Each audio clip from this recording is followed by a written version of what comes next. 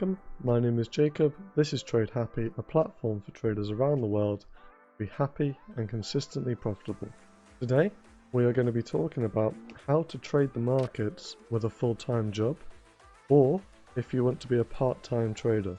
I've got 5 points to cover and one little bonus at the end, so make sure you stick around to the end to get all of the points across. Let's get into the 5 points. Point number 1 is a point that probably most of you will not want to do, but if you're looking to trade, if you have a full-time job, it's probably something that you might have to seriously look at. It's waking up earlier. So obviously if you've got a full-time job, let's say it's 9 to 5, and you've got all those things that you need to do before going to work, you might have to just wake up an hour earlier and put in that time to learn or trade the markets. You could go to bed an hour earlier or later, depending on what you want to trade. If you're wanting to trade, let's say, London Open or New York Open, you might have to think about what kind of work you're doing in terms of your job or where you live. Because obviously if you live in a different country, the time zones are going to be different, so depending on where you're watching this, you might be able to trade London Open, but you might have to wake up at 6 or 5 AM. So whatever strategy you're wanting to trade, you need to make sure that you have the amount of time to trade that strategy and then stick with it, even if that means waking up earlier or going to bed later. The next point kind of leads on to the point that I was just talking about, which is strategies. You've kind of got two options. One of those options is to trade a shorter term strategy, where you would be in and out of the markets possibly within an hour or two. You might be able to watch the charts for that amount of time, depending on how early or late you go to bed. But you would be able to watch a good portion of that trade whilst being at home. But again, that kind of depends on if you want to do short term. Next one would be longer term.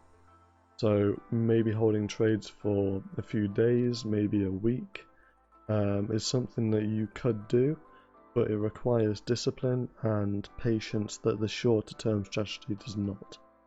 It's very, well, for me anyway, it's quite hard to have a longer term strategy because you have to watch that trade for a longer period of time that you wouldn't have to if you're on a shorter term.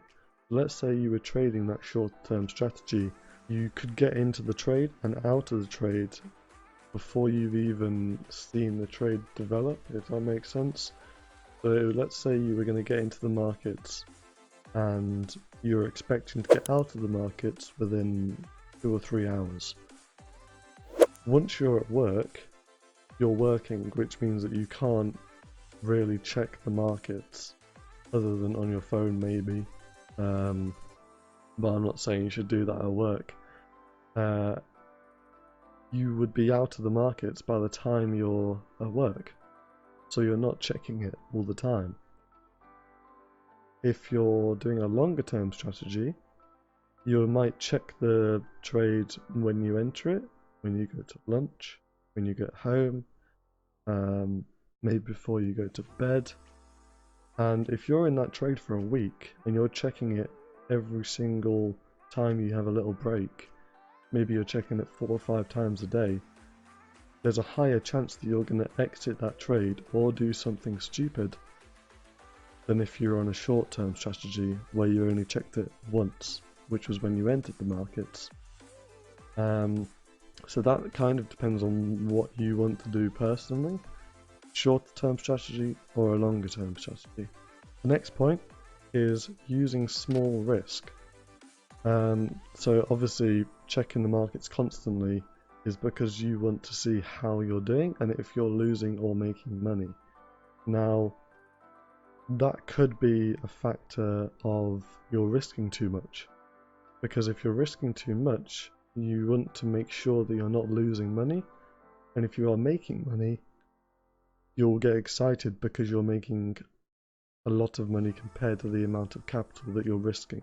So making sure that you risk a small amount of money if you're part-time trading is crucial, because you don't want to be checking the markets all the time, and if you've got a large amount of risk, you'll be checking the markets more than if you were risking a small amount and it was kind of, not that you didn't care about the money, but you didn't have as much of an emotional attachment to that amount of money because it's so small to you. The next point is forgetting about your excuses. So instead of saying why you can't do something, think about how you can do it. So if you can't trade in the mornings, can you trade on a lunch break? Can you trade once you get home? Obviously it is dependent on your strategy, but if you can't trade at a certain time, then find another strategy.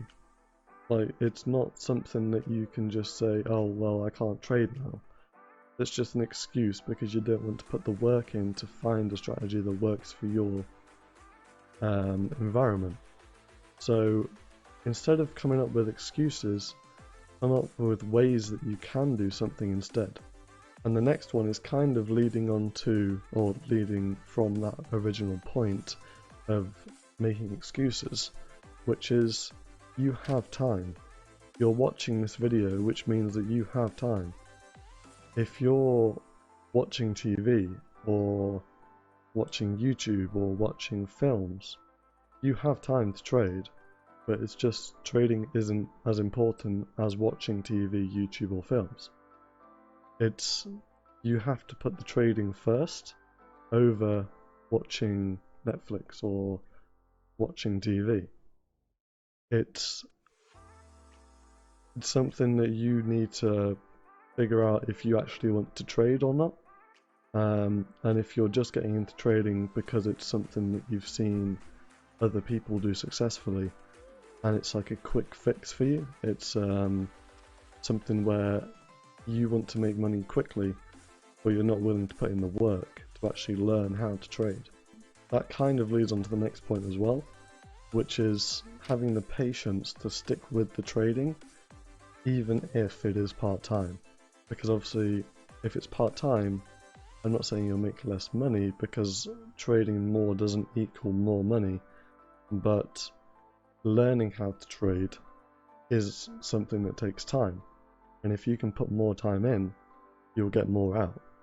And if you can't be putting all the time into trading, you need to have the patience to be able to stick with it for possibly 4 or 5 years.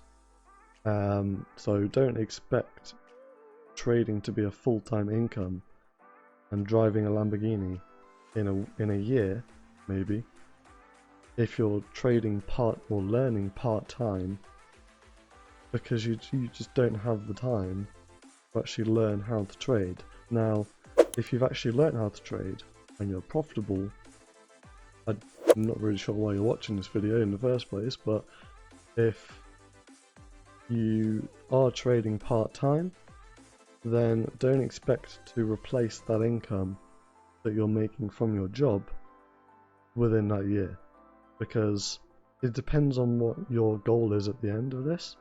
But if you're wanting to trade full-time and not do the job, you need to put the time in to develop your capital, develop your strategy and discipline to trade that strategy over a few years. So that's really all of the points that I've got today. If you liked the points, maybe comment below on which one you struggle with most, and I'll try and get back to you. Remember to hit the like button, hit the subscribe button, and I'll see you in the next video.